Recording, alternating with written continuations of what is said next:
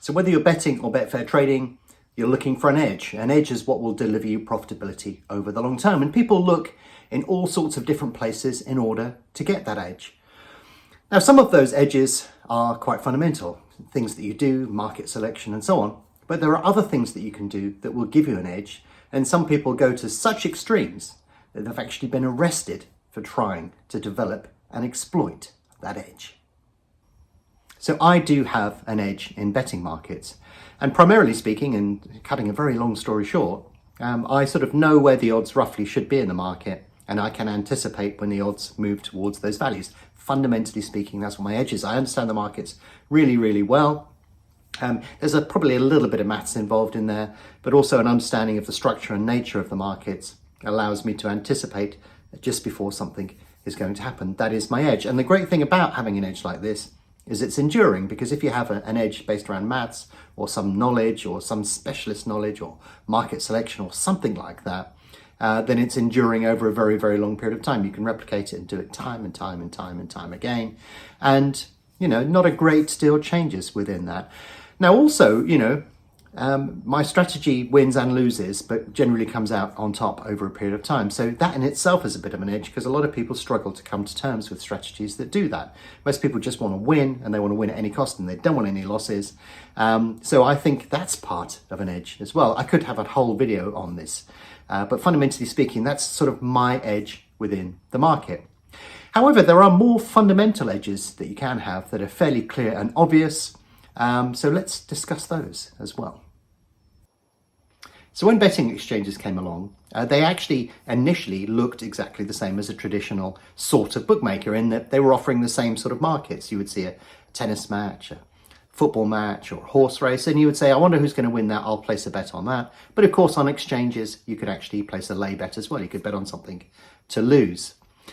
However, the thing that really, massively expanded on betting exchanges was because of the instantaneous nature of the bets that you could place. You could actually start placing bets in play. This didn't exist at the start of betting exchanges, and this sort of thing was considered absolutely absurd.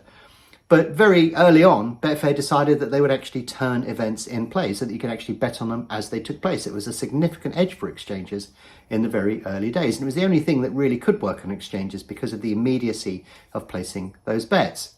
So the interesting thing was you could actually bet on something as it actually happened. However, that brought on some significant problems. So in-play betting was a revolution. However, it didn't really take off to start with. And that was because there were significant problems with the way that the markets were operated. It sounded like a great idea, but they immediately ran into a problem. And that was because of the delay that you see with TV pitches. You could be watching a football match, you'd see the ball kicked up the pitch, and then all of a sudden you would see the odds shift dramatically, and you'd think, well, what's happened there? And then a few seconds later, a goal goes in. And this was a big issue for those early in-play markets, because fundamentally speaking, if you were actually at the football match, at the tennis match, or if you were watching the horse racing at the racecourse itself, you would obviously get to see things in front of other people. And that is because you get an outside broadcasting unit actually at the event itself. That would send it up to a satellite that would then beam down to the production studio, who would produce the pictures and then send it back out, maybe via a satellite or via some other method. And that introduced a significant delay between what you could actually see on your TV and what was actually going on at the actual event itself. So there was a solution to this problem, because what Betfair wanted to do was to level up the playing field. There were people seeing stuff before it had happened. They're effectively seeing the future. And as a consequence, that was going to never allow in-play markets to be viable. So what Betfair did was there was a picture delay between what was happening at an event itself and what people could see. So Betfair put in place an in-play delay. When you place a bet in play, it actually counts down a few seconds before it actually reaches the market. And the idea is that the person actually at the event itself will have no particular advantage against somebody actually watching it on the TV. They could cancel their bet if they feel nervous about something or their position within the market. And even if the person at the event itself places the bet as something unfolds, necessarily by the time the bet has reached the market, other people have been able to change their positions. So yeah, the in-play bet delay was introduced to counteract that picture delay that you see between what's going on at the event and what you see on your TV. So I remember really well the early days of in-play betting, because I thought, I've got a great idea. Why don't I go to a racecourse, and when the horse crosses the line, I'll just, it's definitely won. I'll just back it at whatever price is available.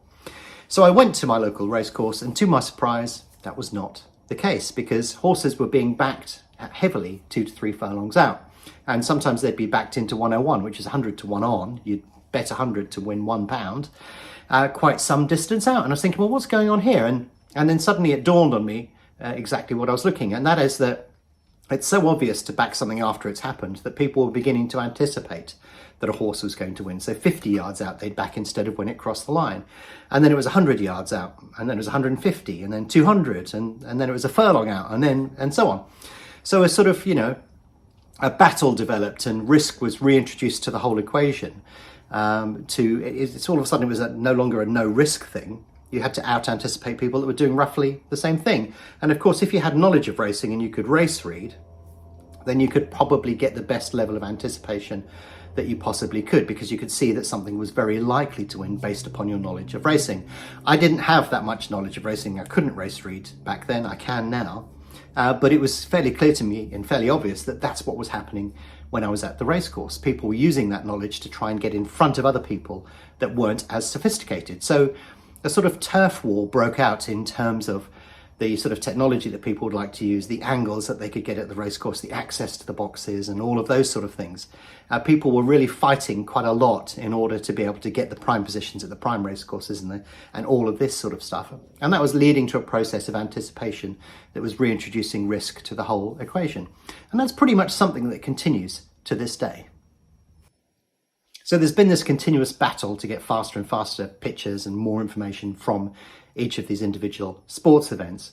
And these include, things rather than just getting what is the fastest feed. People have tried to intercept the downlink from satellites so they get the raw feed rather than the produced feed of a particular sports event.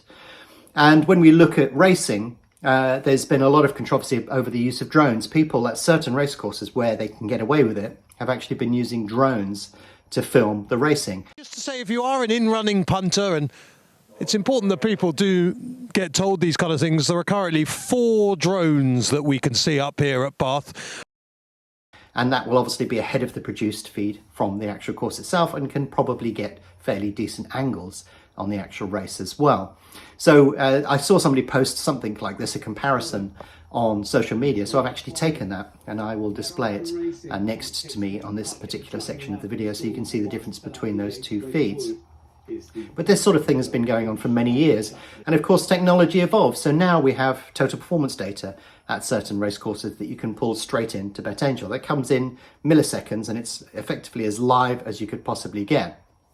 So you can use that to answer questions such as, if this horse is 2.5 furlongs out, it's 3 lengths in front of the second runner, and that length is increasing at this particular rate, what's the chance of it winning this particular race? That's how you can sort of use that type of data.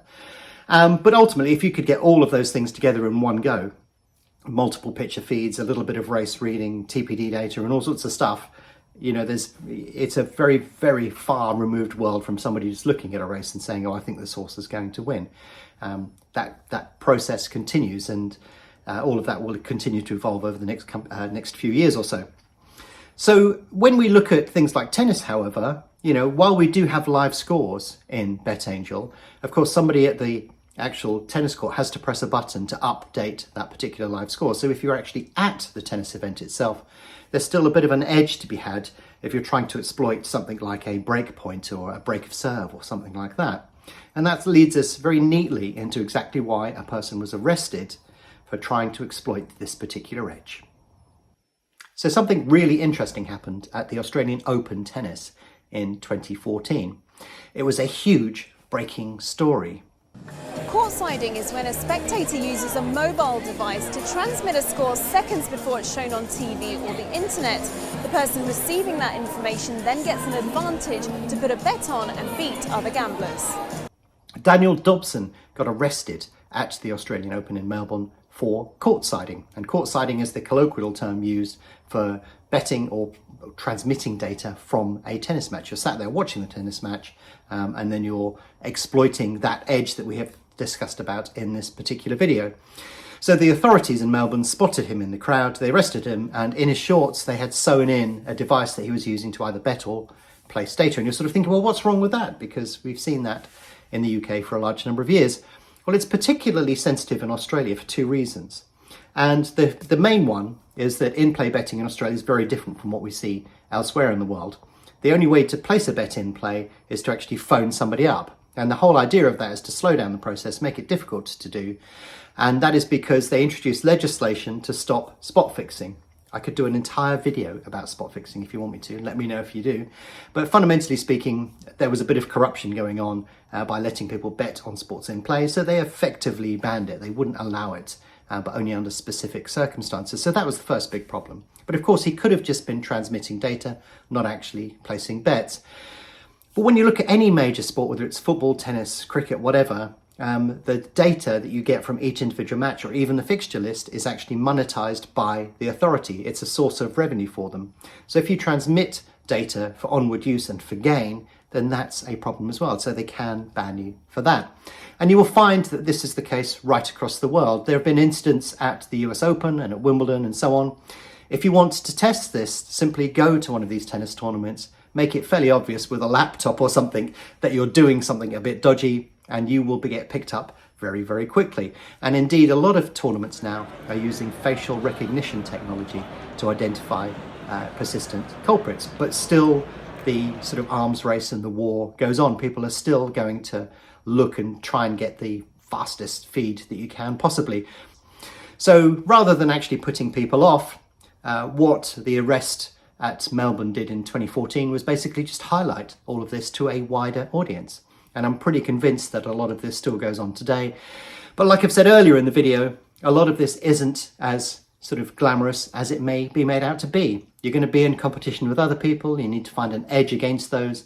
And ultimately, what you're going to probably have to do is anticipate that something is likely to happen. And therefore, it isn't as risk-free as it first seems. It still carries risk itself. But yeah, that is how a certain betting strategy could get you arrested.